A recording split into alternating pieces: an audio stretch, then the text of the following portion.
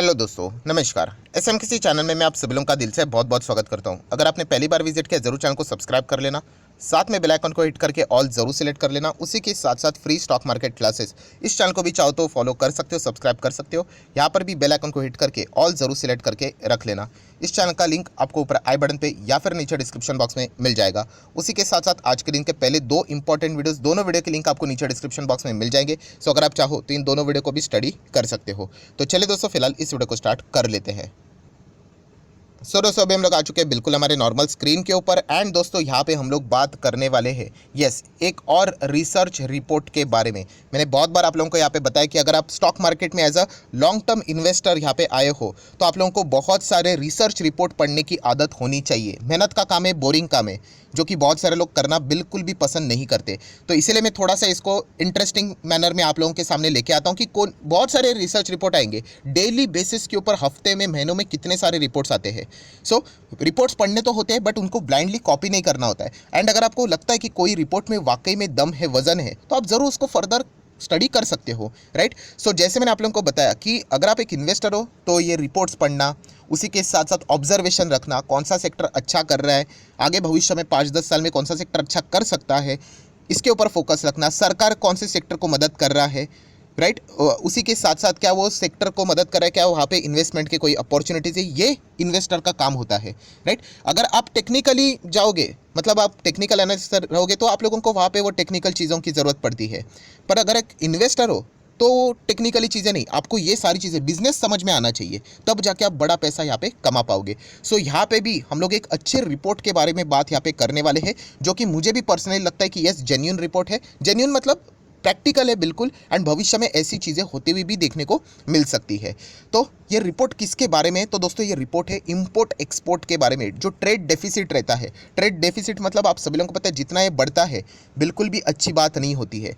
जितना trade deficit बढ़ रहा है मतलब हमारे जो इंपोर्ट है वो बढ़ते ही जा रहे हैं एंड एक्सपोर्ट कम होते जा रहे हैं। अगर आपको बलवान देश बनना है, शक्तिशाली बनना है, इकोनॉमी को बहुत ही अच्छी तरीके से स्ट्रॉन्ग करना है, तो आपको ज़्यादा एक्सपोर्ट करना आना चाहिए, राइट। इंपोर्ट तो होता रहेगा, जीरो तो नहीं हो सकता, पर क्या करना चाहिए, ज़्यादा एक्सपोर्ट होना चाहिए। बट अनफॉर्चुनेटली अभी इंडिया की स्थिति क्या है कि हम लोग यहाँ पे एक्सपोर्ट कम कर रहे हैं एंड इंपोर्ट बहुत ज़्यादा कर रहे हैं। एंड ये जो ट्रेड डेफिसिट है कि गैप बढ़ते ही चला जा रहा है। सो ये रिपोर्ट बता रहा है कि सरकार को यहाँ पे पता है कि जो इम्पोर्टेड जो चीज़ें इंपोर्ट की जा रही है यहाँ पे, उनको कम करना पड़ेगा, करना ही पड़ेगा, तभी जाके आप मतलब बोलते हैं ना स्ट्रांग बन सकते हो। दूसरों के ऊपर हम लोग कितना मतलब डिपेंडेंट रहेंगे, राइट। तो इंपोर्ट जो हम लोग करते हैं उसको कम करना पड़ेगा। एंड इंपोर्ट से रिलेटेड अगर हम लोग यहाँ पे बात करें तो हमारा सबसे बड़ा यहाँ पे, अगर हम लोग एनिमी की बात करें, इकोनॉमिकली भी बात करें एंड बाकी वे में भी बात करें, तो कौन है? यस, चाइना है। एंड चाइना से ही इंडिया का इंपोर्ट है वो लगातार बढ़ते जा रहा है।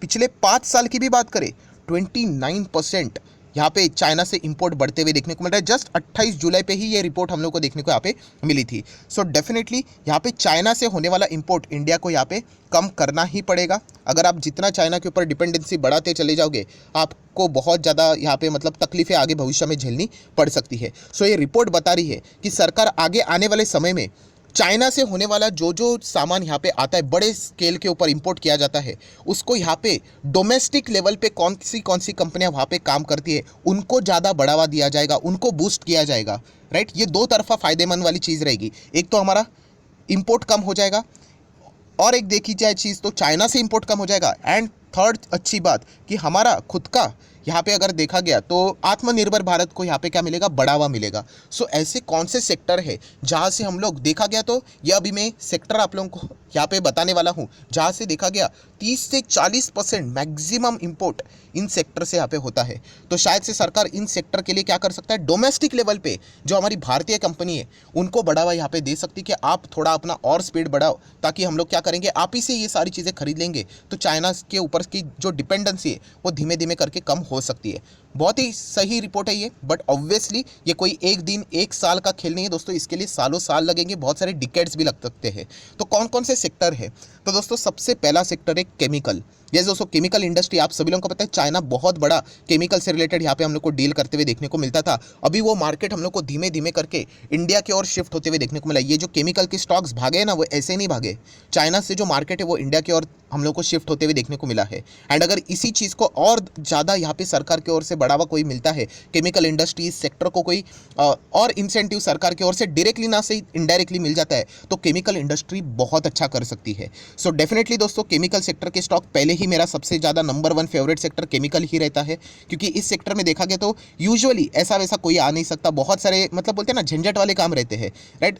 यहाँ पे देखा गया तो आपको लाइसेंस कलेक्ट करने पड़ते हैं, बहुत सारे प्रिकॉशंस रखने पड़ते हैं, तो डेफिनेटली एक डिफिकल्ट बिजनेस है। और अगर सही से ढंग से किया तो बहुत ही प्रॉफिटेबल भी। सो डेफिनेटली यहाँ पे केमिकल इंडस्ट्री आगे जाके और भी कई गुना अच्छा परफॉर्मेंस दे सकती है। तो केमिकल सेक्टर के ऊपर आप लोगों ने फोकस रखने। अभी केमिकल सेक्टर के स्टॉक्स अगर आप मुझे पूछोगे तो 1 2 3 4 5 स्टॉक्स का नाम लेना मतलब बाकी स्टॉक्स के लिए इंसल्ट रहेगा, आप ऐसा भी बोल सकते हो। अभी इतने सारे वीडियोस में मैंने केमिकल से रिलेटेड वीडियोस बनाए, अगर आप यूट्यूब के ऊपर भी सिर्फ जाकर सर्च करोगे कि केमिकल स्टॉक्स एंड मेरे चैनल का नाम एसएमकेसी भी जस्ट लिख लोगे तो आप लोगों को कितने सारे केमिकल स्टॉक्स देखने को मिल जाएंगे। आप चाहो तो उनको स्टडी कर सकते हो। बहुत सारे स्टॉक्स है, बहुत सारे स्टॉक्स है, राइट। सो वहाँ पे हम लोग को अच्छा खासा बढ़ावा देखने को मिल सकता है।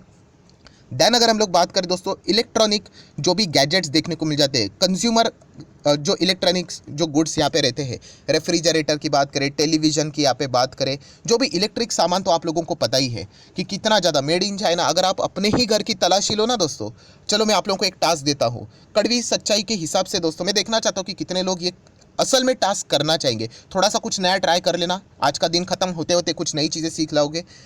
अपने कमेंट सेक्शन में जाके सच सच बता दो कि आपके घर में कितने सारे ऐसे इलेक्ट्रॉनिक इक्विपमेंट है जो मेड इन चाइना है। एक बार जाके चेक कर लेना, ऐसे ऊपर ऊपर से मत बोल लेना, आपको पता भी नहीं होगा कितने सारी चीज़ें। इनफैक्ट आप जिस फ़ोन से सुन रहे हो ना, शायद से वो फ़ोन भी मुझे लगता है कि चाइना का ही हो सकता है। सो ये सच बात आप कमेंट सेक्शन में बता सकते हो। तो ये मैं क्यों बोल रहा हूँ, क्योंकि इन सेक्टर के ऊपर सरकार यहाँ पे क्या कर सकती है, रेस्ट्रिक्शन लगा सकती है डायरेक्टली ने इनडायरेक्टली। बीच में हम लोगों ने एक न्यूज़ सुनी थी, कौन सी न्यूज़ सुनी थी, कि सरकार 12,000 के नीचे के चाइनीज़ स्मार्टफोन्स जो है उनको बैन लगा सकता है, राइट। ऐसी पॉसिबिलिटी बताई जा रही थी, क्योंकि 70 से 75 से 80% बताया जा रहा है, अलग अलग रिपोर्ट आता है, उसके हिसाब से एवरेज 75% पकड़ लेते हैं। चाइनीज स्मार्टफोन ने क्या किया है, इंडियन मार्केट कैप्चर करके रखा हुआ है।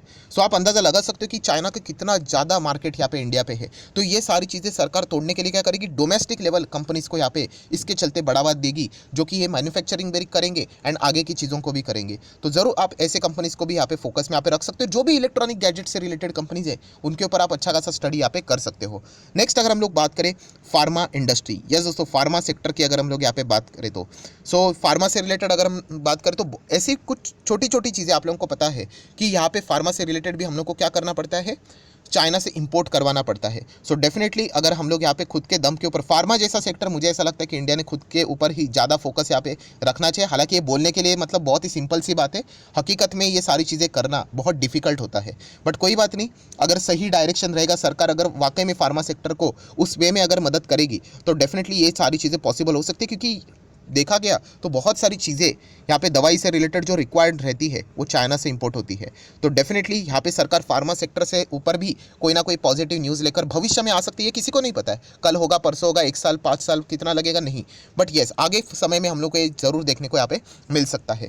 देन अगर हम लोग बात करें ये कौन सा सेक्टर है, ये दोस्तों ऑटो एंसिलरी, गाड़ी के अंदर के जो पार्ट्स बनाने वाली जो कंपनीज होती है उनका बिजनेस। सो ऑटो एंसिलरी की भी अगर हम लोग यहाँ पे बात करें दोस्तों, तो ये भी सेक्टर बहुत अच्छा खासा ऑलरेडी कर रहा है। रिकवरी मोड पे ऑटो सेक्टर देखने को मिल रहा है, ऑटो एंसिलरी में डिमांड बढ़ते हुए देखने को मिल रहा है। एंड अगर यहाँ पे चाइना को हराना है तो डेफिनेटली यहाँ पे हम लोग कह सकते हैं ऐसे बहुत सारे आइटम्स है ऑटो एंसिलरी में, ऑटो कंपोनेंट्स में, जो हम लोग चाइना से इंपोर्ट करवाते हैं। बीच में टाटा मोटर ने भी एक रिपोर्ट निकाली थी कि उनके बहुत सारे जो आइटम्स है वो चाइना से इंपोर्ट वो करवाते हैं, वो अभी कुछ समय के बाद वो बंद कर देंगे, या उनका आखिरी कॉन्ट्रैक्ट है, उसके बाद जितना हो सके वो स्वदेशी ही चीज़ों को अपनाने की कोशिश यहाँ पे करने वाले हैं। तो ये चीज़ें हम लोग को धीमे धीमे करके देखने को यहाँ पे मिलने वाली है। सो ऑटो एंसिलरी वाली कंपनीज आप देख सकते हो। अभी अगेन कहना चाहूँगा, ये कोई रिकमेंडेशन नहीं है। अभी ऑटो एंसिलरी मतलब कौन से, तो सबसे नंबर 1 कंपनी कौन सी है, मदरसन सुमी है, राइट। देन अगर देखा गया तो मिंडा इंडस्ट्री है, एंड्योरेंस टेक है, टालब्रोज है, ऐसे बहुत सारे आप लोगों को, सुब्रोज जैसी कंपनियां, बहुत सारी कंपनीज देखने को यहाँ पे मिल जाएगी। तो उनको स्टडी कीजिए, रैंडमली मत कुछ भी ऐसा मतलब बोलते हैं ना, तुक्का मत लगा लेना कि एग्जाम में ऐसे ABCD आता है ना, कुछ तो रैंडमली टिक करके आ जाते हैं, वैसा मत करना। आपका मेहनत का पैसा है, बहुत सोच समझ कर ये चीज़ें करनी होती है दोस्तों, राइट। सो ये रिसर्च रिपोर्ट जो रहते हैं बोरिंग टाइप के रहते हैं वो मैं आप लोगों के सामने लेके आया हूँ। देन कॉस्मेटिक्स, यस, ये जो कॉस्मेटिक वाली जो सामान रहते हैं ना, उसमें भी बहुत ही अच्छा खासा योगदान है चाइना का, इंपोर्ट हम लोग करवाते हैं। सो डेफिनेटली ऐसे सेक्टर वाले कंपनीज को आप फोकस में रख सकते हो, खास करके नायका जैसी कंपनी, राइट, उसके ऊपर आप लोग फोकस रख सकते हो, जो सामान ये बेचने का यहाँ पे काम करती है। तो डेफिनेटली उनको भी यहाँ पे डायरेक्टली ना इनडायरेक्टली फायदा यहाँ पे हो सकता है। ये रिकमेंडेशन नहीं है कि नायका में जाके इन्वेस्ट करो करके, बट येस, भविष्य में इसके, और अगर सरकार यहाँ पे कोई भी डिसीजन लेता है तो इन कंपनीज को डायरेक्टली ना इनडायरेक्टली फायदा मिलेगा, ये आप लोगों को पता है यहाँ पे होना चाहिए। ये मैंने एक जस्ट एग्जांपल आप लोगों को दिया स्टडी करने के लिए। देन लेदर वाली कंपनियां, बहुत सारा लेदर हम लोग यहाँ पे चाइना से इंपोर्ट यहाँ पे करवाते हैं। अभी लेदर कहाँ कहाँ पे इस्तेमाल होते हैं, बैग्स में होता है, जूते चप्पल में लेदर का इस्तेमाल यहाँ पे होता है। तो ये सारी चीज़ें आप लोगों ने बहुत ही ढंग से यहाँ पे स्टडी करनी चाहिए। मैंने अगेन कहना चाहूँगा, जो टफ एक रिपोर्ट थी उसके बुलेट पॉइंट्स मैंने आप लोगों के सामने रखे हैं कि ये कुछ सेक्टर्स है जहाँ से मैक्सिमम इंपोर्ट होता है। अभी ऐसा नहीं कि इतना ही इंपोर्ट होता है, बहुत सारा सामान इंपोर्ट होता है, बट ये इनका कंट्रीब्यूशन बहुत ज़्यादा है। अगर इसके ऊपर अगर यहाँ पे हम लोगों ने खुद को आत्मनिर्भर बना लिया तो लिटरली हम लोग कह सकते हैं जो ट्रेड डिफिसिट है वो बहुत ही हद तक हम कम कर सकते हैं, और हमारा एक्सपोर्ट भी अगर यहाँ पे बढ़ना स्टार्ट हुआ इन चीज़ों के चलते, तो हम लोग रैपिडली यहाँ पे आगे ग्रो भी यहाँ पे हो सकते हैं। तो डेफिनेटली सरकार इन सभी सेक्टर से रिलेटेड कुछ ना कुछ चीज़ें यहाँ पे जरूर सोचेगी, एंड इनको बूस्ट देने के लिए कोई ना कोई अच्छी खबरें भी सामने यहाँ पे आ सकती है। तो इन सभी चीज़ों को आप लोगों ने अच्छी तरीके से स्टडी करना है। सो आशा करता हूँ आप लोगों को वीडियो हेल्पफुल लगा होगा, तो जरूर इसको लाइक एंड शेयर कर देना। एंड डीमैट अकाउंट अभी तक ओपन नहीं किया है तो लिंक नीचे डिस्क्रिप्शन बॉक्स में 25 वीडियो की लिस्ट आपको बिल्कुल फ्री ऑफ कॉस्ट मिल जाएगी। आपका नाम, कौन सा अकाउंट आपने लिंक के थ्रू ओपन किया है, ये भी प्रॉपरली कमेंट सेक्शन में बता देना। तो हफ्ते भर के अंदर अंदर आप लोगों के सारी videos free of cost provide कर दिए जाएंगे। So that's it, thank you very much दोस्तों, we will be meeting our next video. तब तक के लिए बाय बाय।